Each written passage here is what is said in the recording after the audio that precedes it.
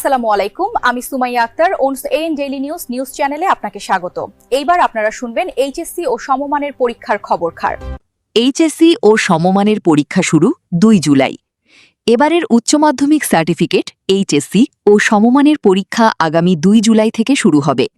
শনিবার ১৮ এপ্রিল শিক্ষামন্ত্রী আ.ন.ম এহসানুল হক মিলন এই তথ্য জানিয়েছেন।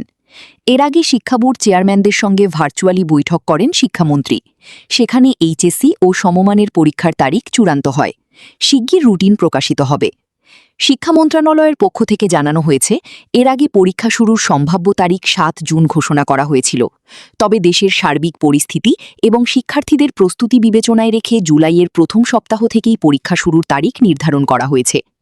শিক্ষামন্ত্রী জানান, এসএসসি ও সমমান পরীক্ষায় সাইলেন্ট এক্সপেল বা নীরব বহিষ্কার বলে কিছু নেই। তিনি বলেন, ভুলবশত পুরনো একটি আইন অনলাইনে আপলোড করা হয়েছিল। এ কারণে শিক্ষার্থীদের উদ্বিগ্ন না হওয়ার পরামর্শও দেন তিনি।